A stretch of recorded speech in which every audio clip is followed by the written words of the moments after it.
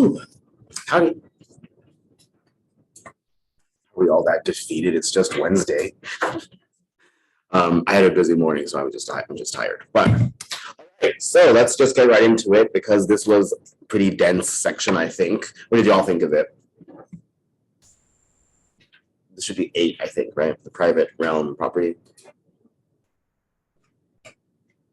Is anyone pulling their hair out?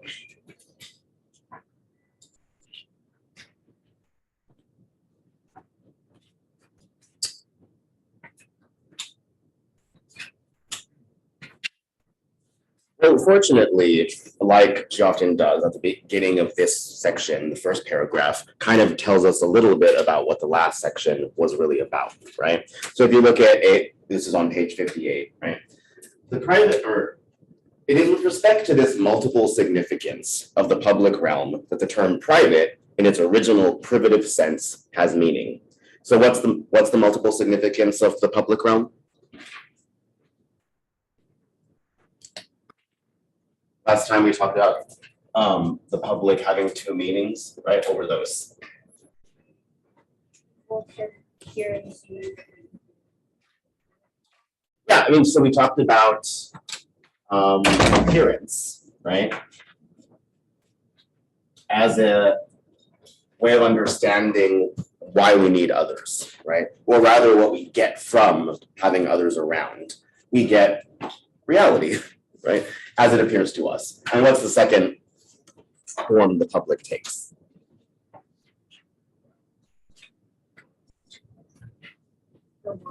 Yeah, the world, all our stuff. And us, right? Not just our stuff. Our stuff wouldn't really be a world unless we were using it, right? So that's the multiple significance of the public realm. So it's up against this that the term private in its original privative sense has meaning. What does privative mean again?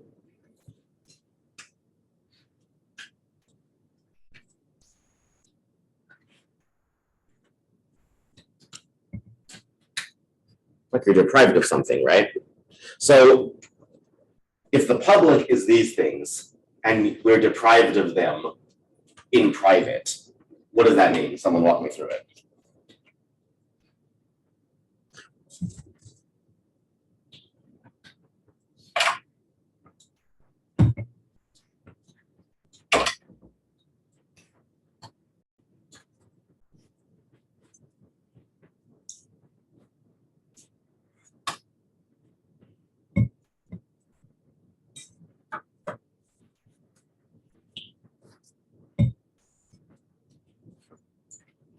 Well, we could continue reading, right? To live an entirely private life means above all to be deprived of the things essential to a truly human life. What are those things? That's what the colon is going to tell us. To be deprived of the reality that comes from being seen and heard by others, and to be deprived of an objective relationship with them that comes from being related to and separated from them through the intermediary of a common world of things, to be deprived of the possibility of achieving something more permanent than life itself. So I remember too, like in that little middle section, or the part of the sentence which says, to be deprived of an objective relationship with them that comes from being related to and separated from them through the intermediary of the common world of things. So that's what things do, right? One of the things that you can just sort of say, even though she doesn't say it directly like that, she's obviously implying it. What things provide for us is that they provide a common world through which we relate to others and which form the literal intermediary of our contact with them, right? The fact that you guys are connected by the tables and chairs you're sitting at, we're all connected by the classroom. And that is what partially what objective means, right? Objective is a tricky word and it means a lot of things to a lot of people, but in its original kind of sense, which Arendt wants to get us back to, it has to do with objects, right? Things are objective whenever they are literally constituted by objects out there that we all can see and hear and all of that, right? So the privation, right? These are all words that if you didn't know before, these are all just related to private, right? Privation, deprivation, deprive, all just hammering on the same point, right? The privation of privacy lies in the absence of others. As far as they're concerned, Private man does not appear, and therefore it is as though he did not exist. Whatever he does remains without significance and consequence to others, and what matters to him is without interest to other people. So the risk of being entirely private is the risk of not being able to come fully into yourself. Because the other thing the public provides us for, or with, is the location, the stage, so to speak, for our excellence, right? It's as though, it's a little bit as though each of you were a performance, right? And although, I mean, perhaps some of you feel like, now we can have a hypocrisy at a different time, but maybe at various points in your life, you felt like an actor, or just kind of like, it also comes out, not so much when you know what you're doing, but when you don't know what you're doing, right? Has anyone ever felt like they weren't sure in where their lines were in the script of life? It's like, what am I supposed to do now? Like, what's act 3? I'm about to graduate. That kind of thing, right? And so it's as though each of us are kind of performing ourselves, right? Which doesn't mean we're faking it. We're not talking about dissembling or that kind of thing. We're just talking about the fact that in as much as we're not invisible, and in as much as we appear before in front of to others, it's as though we are actors and trying to perform ourselves. But in order to do that, in order to be seen for who we really are and for the best that we can perform, right? Everyone always says stuff like, be the best version of yourself. But for who, right? If nobody can see her, and eventually, the risk is that even though you can be your best version of yourself, eventually if you're deprived of the affirmation or the recognition of others, that doesn't mean much, right? It's like your parents complimenting you, right? Not as important as you'd like to be the other people. Right? Under modern circumstances, this deprivation of objective relationships to others and of a reality guaranteed through them has become the mass phenomenon of loneliness, where it has assumed its most extreme and anti-human form. So what is loneliness, according to Arendt? Modern loneliness, right? Which is also a great song.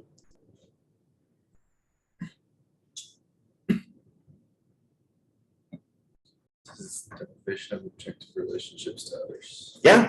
So, and if it's an objective deprivation, what does the objective there mean? We just talked about it a little while ago, but that's why we want to keep bringing it up.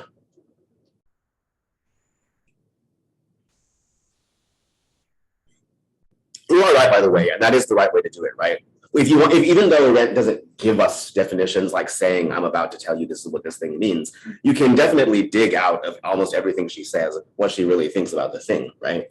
So it's true, absolutely, that loneliness is the deprivation of objective relationships to others and of a reality guaranteed through them.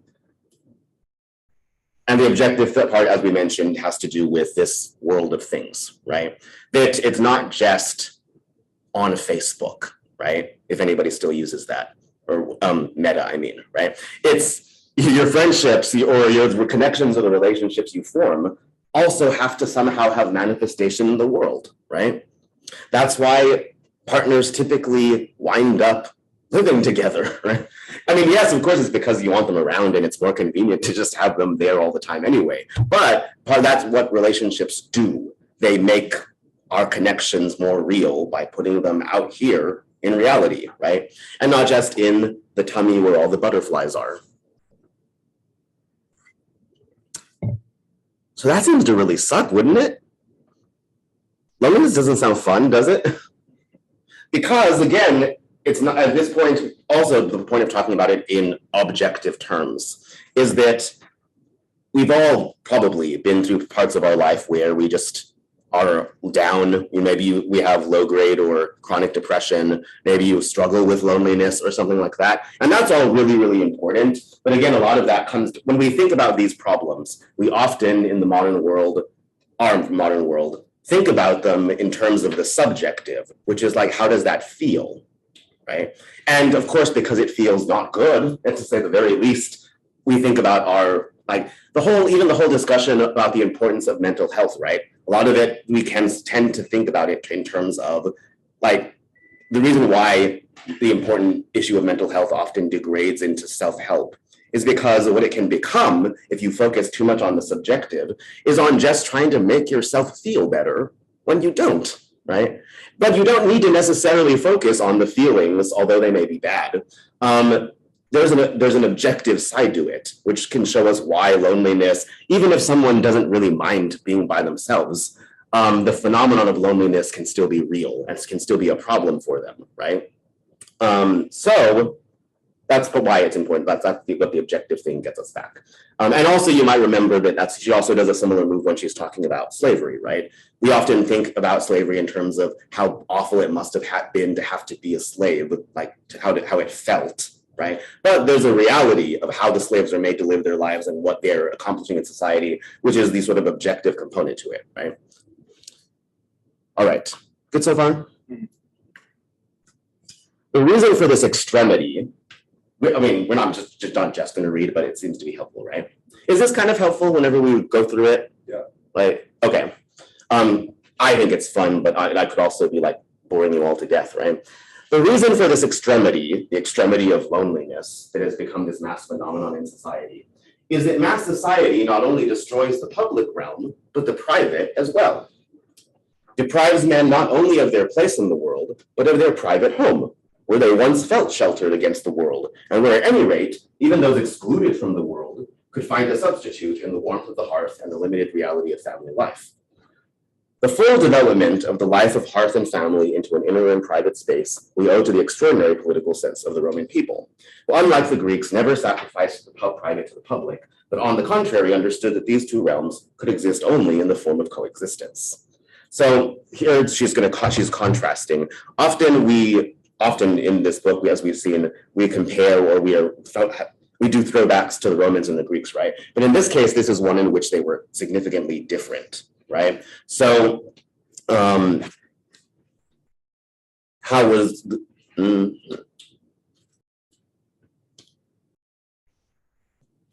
So what do you think it means when she says Roman people, unlike the Greeks, never sacrificed the private to the public?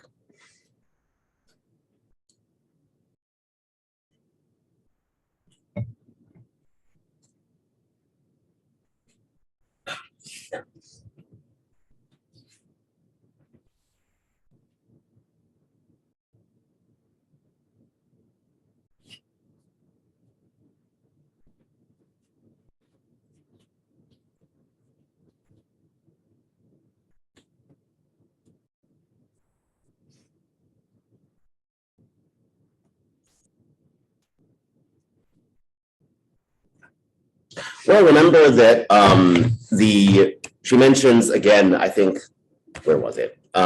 Maybe in the previous section, but in one of the previous sections, one or two back, that the polis itself was preceded by, in Greek culture, in the Greek history, I mean, by the destruction of other groupings which were based on clans, right? And so the idea is that the family, like the private, and both the private and the public are important, and they both exist. And the private, as we've seen, grows out of the household life, and in that sense is private because it's not the public, right? But you might have gotten the impression, since we've been talking so much about the public or about the dangers of society and the fact that society is not an adequate replacement for a genuine public. You may have got the impression, it's easy to get the impression that she's just crapping on the private, right? But the private is really important, and that is what this section is about. It's sort of like, okay, one of the problems with this phenomenon of society blurring the lines between the private and the public is that if these dichotomies depend on each other, right? Like we've been talking about the different kind of things like appearance, reality. A lot of the times we assume, especially in philosophy, fortunately, most of you probably don't have these prejudices or assumptions. Most of us assume that anything in a dichotomy is an opposite, right? Or we're like, oh, appearance is not the same thing as reality. Because it's not the same thing as reality, appearances are always deceptive, right? That's one way of interpreting this dichotomy. But another is to say, like, well, appearance and reality have a reciprocal relationship and they depend on each other conceptually, right? In order to understand the idea of reality, you have to first get into your mind that things appear at all, right? And similarly with necessity and freedom, these are just examples of the sort of like I said, the dichotomies that we've been looking at, right? You might think it's true that necessity in some sense is the opposite of freedom, and that therefore, if we are bound to one, we don't have the other. But it's not as though there's such a thing as total and complete freedom, right? Like in the grand history of ideas, the only truly independent thing that's ever been conceived would be something like a god, right? A monotheistic god. Everything else deals with necessity in some way. So it's not as though we can be free from necessity. The value of understanding the distinction is coming to understand kind of proportionally how much you have at any given point, right? So similarly with the private and the public, since these depend on each other, you can't really just have a pure public, right? Where nobody has any privacy and we're all I mean, you can try, but we're going to talk about some of the ideas about the trying, right? And so if one of the side of a dichotomy like this gets destroyed, then invariably the other loses its point or its sense, right? It doesn't make sense anymore. If there's no public, then what does it mean to call something private? If all things are private, what else would they be? There would be no contrast, right? So the point she was making in this section largely is that this thing seems to be happening, whereby because of phenomena related to mass society, as we're calling it, the distinctions, very important age-old distinctions between these things, which make sense of each other and it makes sense to us, get blurred and then destroyed, and all of a sudden nothing makes sense anymore, right? So we'll skip the sort of next paragraph on page 60, because what she's bringing up is that, and because there's two, as you might have also noticed, there's two things she is always using to contrast with the kind of story she's crafting about the history from the Greeks onward, right? And those are always going to be some form or version of Marxism, right, as the most prevalent ideology in a lot of places when she is writing, or at least, supposedly the more progressive ideology, right? Or early Christianity, right? And for reasons that are peculiar to both of them, they sort of miss this point, right? Her claim on 60 is really that from both the Christian and the sort of broadly Marxist perspective, the public, the idea of the state, is really either an inconvenience or a necessary evil, right? So the story goes, in Christianity, since you're supposed to not be worldly or be concerned with this world because everything passes away and we're all trying to get to heaven anyway, then the state becomes a thing where it's like, well, remember there's this, the Latin words, quam Deo durat, right, mundus, as long as the world lasts. As long as we're here on earth, we have to keep this thing going, but that's not really our ultimate destiny or true home. From the Marxist perspective, the state would have been evil for a different reason, but still something that's undesirable and which hopefully should one day be dismantled, right? That is, I think, one of the points of, although we're not going to talk a whole bunch about political ideology, just from the sound of the words, right? The idea that we understand we shape our world in terms of either the communes or community we're part of, or even the idea latent in socialism, right, is that we should think about all of this in terms of the social, right? So that's all of that is to say that Arendt is always going to be contrasting the story that she's trying to craft historically with two different trajectories, which of course are very different, but which sometimes for various reasons miss a certain point, which we therefore have to come back and think about, right? And the one we're thinking about here is property. Since neither early Christians nor Marxists or communists or socialists are concerned with the public and in some sense wanted it to just go away, the irony is that it was already going away. But if we lose the public, then you importantly lose the private. And that's sort of what we've been talking about. So on 61, we'll start, if nobody has any specific questions about that, with the middle paragraph where it's like, the profound connection between private and public. So again, even though she's not saying it directly, there is this profound connection between private and public, manifests on its most elementary level in the question of private property. Is likely to be, the profound connection between private and public manifest on its most elementary level in the question of private property, is likely to be misunderstood today because of the modern equation of property and wealth on one side, and propertylessness and poverty on the other. So let's just stop there really quickly. What do we get out of that sentence?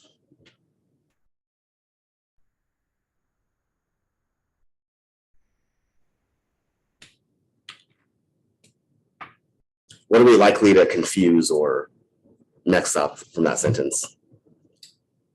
This is kind of saying like, I don't think that if you don't have property, then you're poor. Kind of like associate that. Yeah. For us, when we think of private property, because as the titles literally tell us, we're talking about private property in this section. But again, as usual, her point is going to be, yes, this is important historically, but we're very likely to misunderstand it today, because when we think of property, or rather, in thinking about property, we equate property and wealth, and we equate propertylessness with poverty. And it seems like up front, Arendt is just going to tell us these aren't the same thing, right? So let's find out why they're not the same thing. This misunderstanding is all the more annoying as both property as well as wealth are historically of greater relevance to the public realm than any other private matter or concern, and have played, at least formally, more or less the same role as the chief condition for admission to the public realm and full-fledged citizenship. It's therefore easy to forget that wealth and property, far from being the same, are of an entirely different nature, right? The present emergence everywhere of actually or potentially very wealthy societies, which at the same time are essentially propertyless, because the wealth of any single individual consists of his share in the annual income of society as a whole, clearly shows how little these two things are connected, right? So, right, the misunderstanding is annoying too, like part of why she says the misunderstanding is additionally annoying is because it's almost as though we're destined to fall for the trap, because it's true that both property and wealth have functioned similarly in the history of the private and the public. And that can give us the impression that they really are the same, but they are different. And one of the pieces of evidence that Arendt adduces to show that they're different, towards the end of that paragraph, is that the fact that you can have really wealthy societies that are propertyless shows that they're not necessarily the same. What might it look like to have like a wealthy society that's propertyless?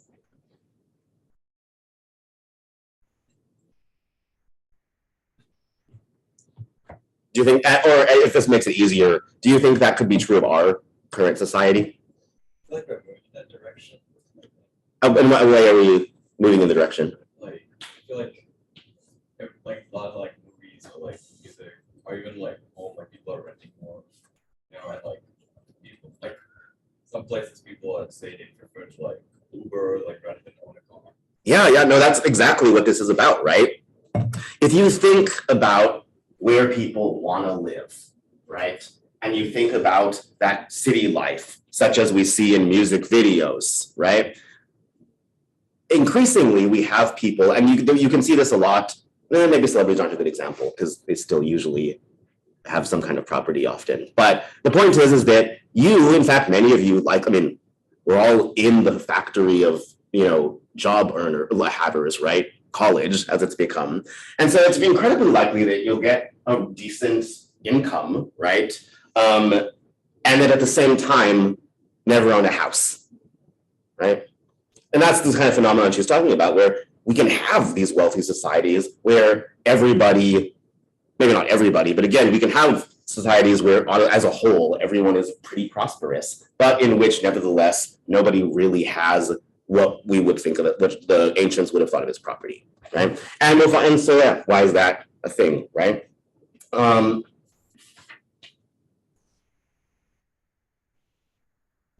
Yeah, let's go. So prior to the modern age, which began with the expropriation of the poor and then proceeded to emancipate the new propertyless classes, all civilizations have rested upon the sacredness of private property, of a private property. Wealth, on the contrary, whether privately owned or publicly distributed, had never been sacred before.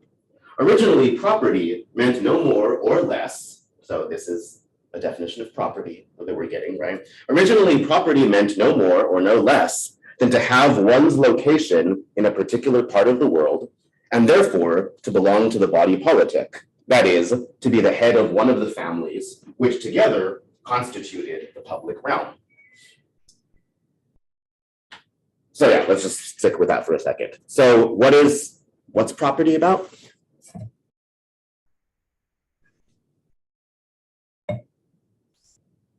What makes property property? Being the head of the household.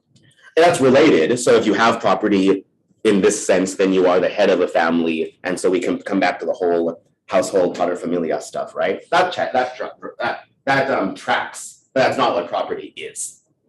Let's try again.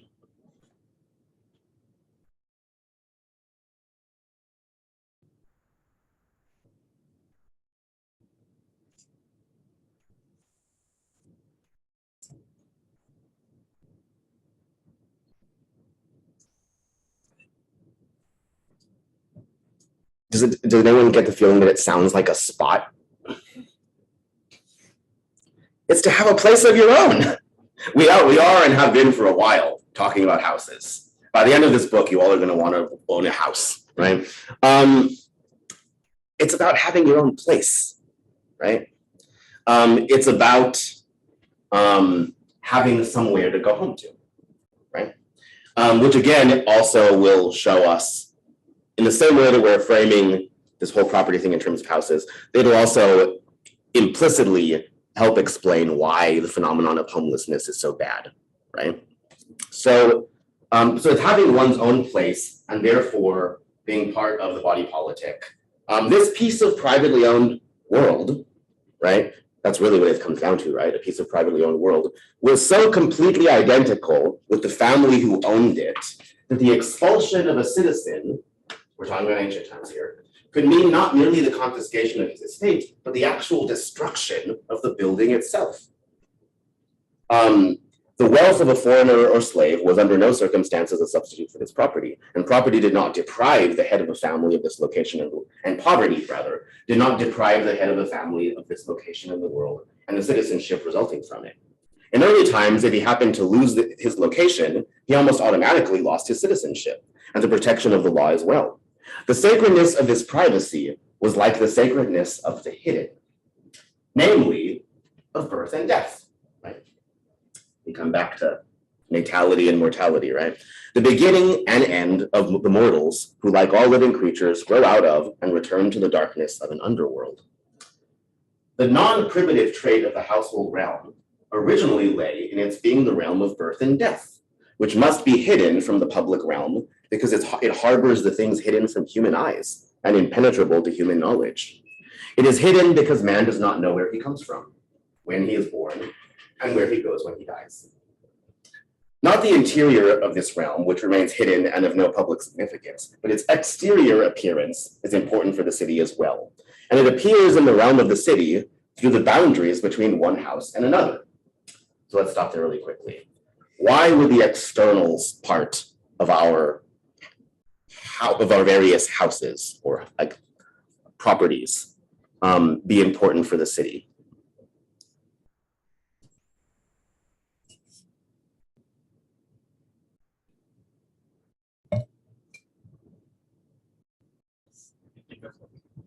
HOA laws.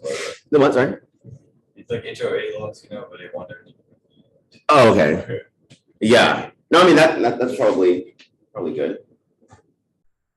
How else are the exteriors of our houses or homes important for constituting the public? Or rather, because it's not part of, our private lives in the house are not public, right? But how is the building sort of part of building it's what cities are made of, right? Buildings. Like if you're driving down wherever, it can't just all be strip malls, right?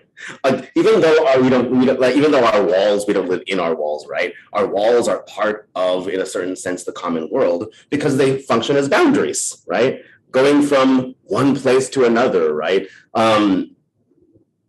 Stepping like, this is not a great example, but again, like moving out from this building to another, into another. It's important because the buildings are they're what we make the city out of, basically. Even though what goes on inside of them is not part of the public, they still, again, it's in that sense that having a house or a place of one's own in the world is a prerequisite to public life, because again, you can't leave the front door and come out from the private into the public if there's no door or house for you to come out of, right? So that's what that's about. And of course, the cool stuff about the hiddenness of our birth and death and all that. The law, this part's interesting too. The law originally was identified with this boundary line, which in ancient times was still actually a space, a kind of no man's land between the private and the public, sheltering and protecting both realms, while at the same time separating them from each other. The law of the polis, to be sure, transcended this ancient understanding from which, however, it retained its original spatial significance. The law of the city-state was neither the content of political action, we'll skip the parentheses, nor was it a catalog of prohibitions, resting as all modern laws still do upon the thou shalt nots of the Decalogue. What's the Decalogue? The 10 Commandments. Decalogue, 10 sentences, 10 utterances. So law, the idea of laws, what she's getting at here is that laws were originally conceived of as boundaries, right? So much so that people likened, likened the walls to law, right? But that means that unlike for us, in which we tend to think of, again, we're probably likely to think of political action today, if not primarily an outgrowth of party ideology or conflict, then we're probably likely to associate it with legislation, right? We vote for people, well, some of us do, for people to go to Congress and make laws and do all that kind of stuff, right? And we associate that political action with lawmaking. And Arendt's point is that, of course, there's some extent to which that's unavoidable, but originally, laws weren't the content of politics. They weren't what really was going on. They create the conditions for politics in the same way that the walls of a building make the inner and the outer, right? And create the possibility for doing stuff inside as well as outside. But the walls themselves are not where you live, right? So politics, at least as we're going to see increasingly throughout the book, is not just a matter of making rules, right? There's something else that makes it important that has to do with this public and the appearance and all of that. It isn't just management, right? Because the entire point that we're getting at with the distinctions of private and public and the insertion of society is that so much of what we now do and think of is in terms of management and of housekeeping, right? So the law, was quite literally a wall without which there might have been an agglomeration of houses, a town, but not a city, a political community. This wall-like law was sacred, but only the enclosure was political. Without it, a public realm could no more exist than a piece of property without a fence to hedge it in. The one harbored and enclosed political life, as the other sheltered and protected the biological life process of the family. So not that we necessarily need drawings, but we could try, right? The idea is you have the city, right? And the city is where politics happens. And the wall or the boundaries, right, are the laws. But what constitutes the city are the houses, which have their boundaries, and all the boundaries are sacred, right? So the laws of the city, which act like the wall around the city, constitute the city. And the city is where politics happens and where the public is. But, of course, within the actual houses are the families, which have the private realm and which house, of course, families. And the boundaries are also sacred. And so it's that this is how this works, right? It's because it might actually sort of be difficult to think about if you don't do it visually. So maybe we did need the drawings, right? Did the drawing help at all? Yes. Okay. And the whole point is that what makes all this possible is that the boundaries are sacred. You can't have the city unless you have the houses that all make up the city with the families living in them who do their private stuff where the mysteries of life and death happen. And you also can't have the individual sort of, well, yeah, that's where this comes to, right? The significance of the little circles is that that is what is meant by property. And that's why you need property to be able to enter the public, because only by literally having your own place in this circle are you part of the circle, right?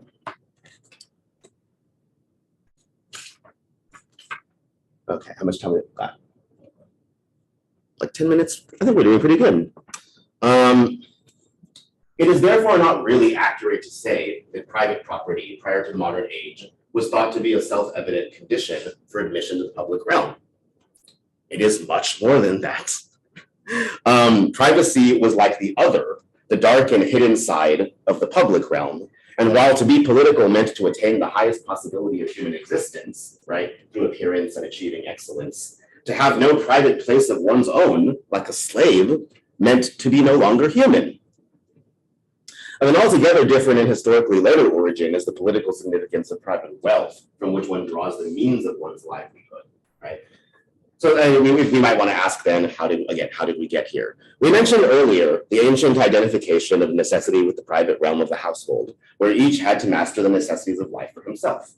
The free man who disposed of his own privacy was not like a slave at the disposition of the master, could still be forced by poverty. Poverty forces the free man to act like a slave. Private wealth, therefore, became a condition for admission to public life, not because its owner was engaged in accumulating it. On the contrary, because it assured with reasonable certainty that its owner would not have to engage in providing for himself the means of use and consumption. Again, right, so we talked about if something meets our needs, then it's necessary. And furnishing yourself with the necessary is furnishing yourself with what she'll say a lot going forward, the means of consumption. That literally stuff that you consume. And if it serves our wants, then it's useful, right? And it serves, or serving that use means acquiring the means of use, right? And the things that we consume are consumptibles.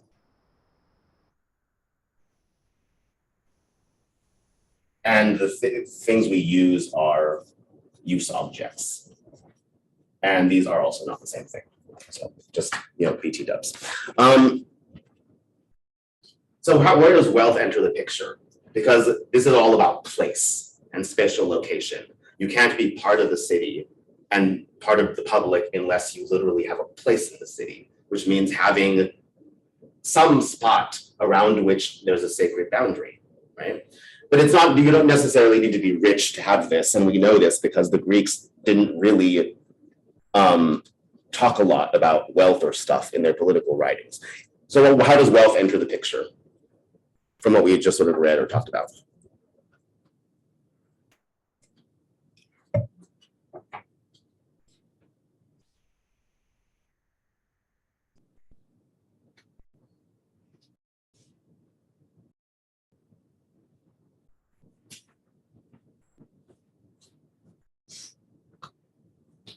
Well, again, and it is fun reading it. We don't have to always do this, but you can also just do what I'm doing, which is like, let's just quote the book, right? That's a good way. And if you do that, then let us know what page you're on. But we're on page 65. Public life, obviously, was possible only after the much more urgent needs of life itself had been taken care of. The means to take care of them was labor, and the wealth of a person, therefore, was frequently counted in terms of the number of laborers, that is, slaves, he owned. To own property meant here to be a master over one's own necessities of life, and therefore potentially to be a free person, free to transcend his own life and enter the world all have in common, right?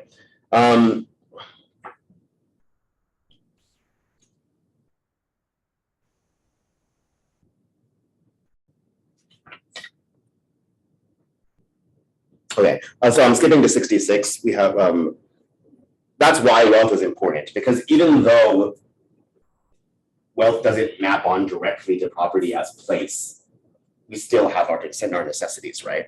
So of course, even if you have your own place in the polis and you're one of the families that constitutes the public, then that's great. But as always, there must still magically be food on the table, right? So wealth becomes requisite for being part of the public, not because it's part of the definition like here, but because you still need to ensure that you're not going to fall back or lapse into necessity, which would also disqualify you from the public, right? Up to the beginning of the modern age, to top of 66, this kind of property had never been held to be sacred.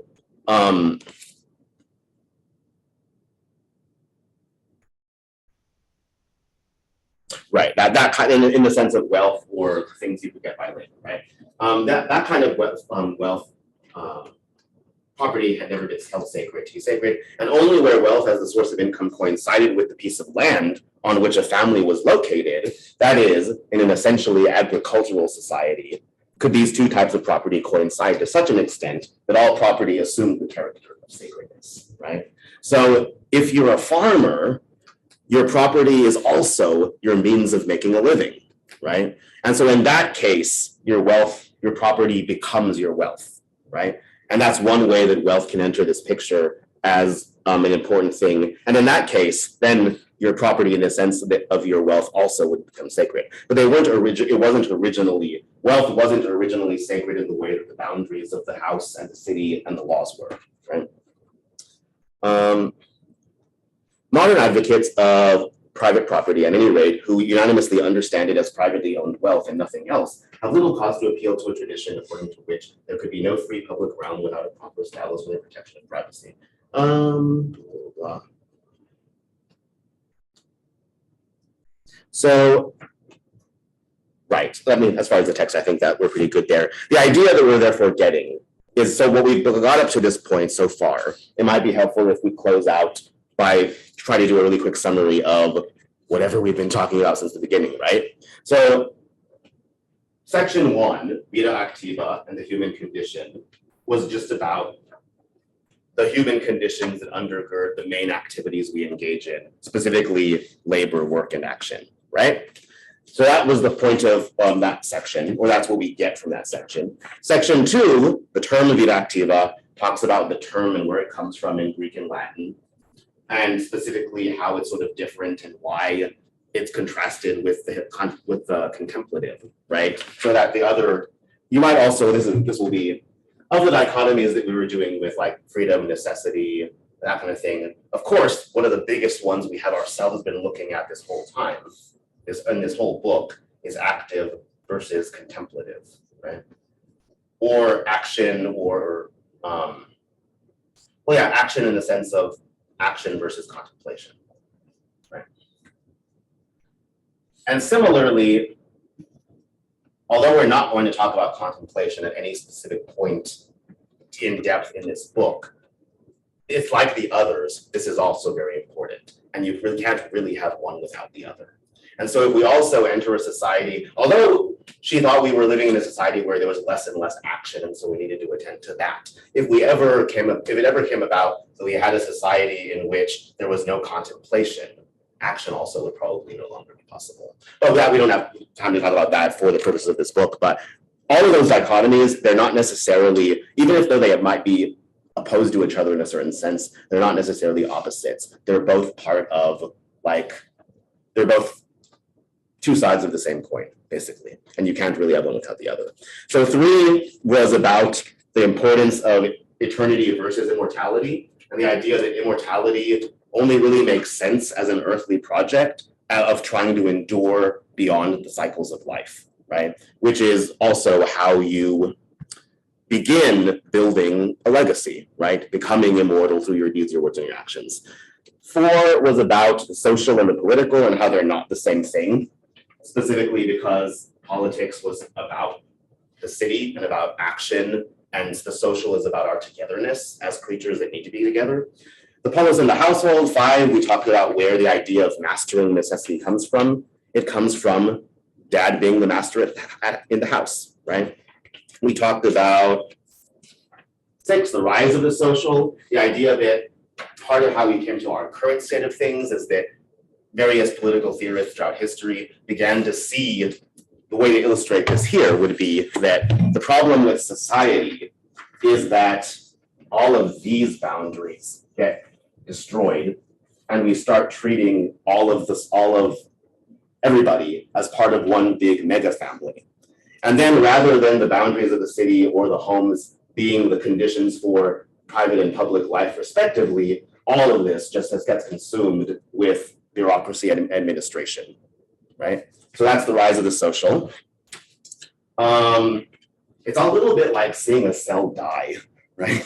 It's like, oh, this is what our society is becoming, an atrophied cell, like with no with no, whatever the cell walls are made of. It's different in plants and animals, but like it's not a pretty picture at that point. And then 7, which we did last time, or that said, the point of the social, the public realm, what the public realm consists in. It consists of appearance and the world of stuff between us that we have in common. And that's what it means for it to be a common world. And today, again, we have 8 in which we're like, yeah, the public's really, really important, but so is the private. And that's where, and so this is what, and yeah, so the private's important, and it's specifically with regard to property, which comes down to having your own spot in the world from which you can then have the potential freedom of coming out into the world that we all share. But you do, after all, in fact, need your own room and probably your own house. Good so far? See you Friday.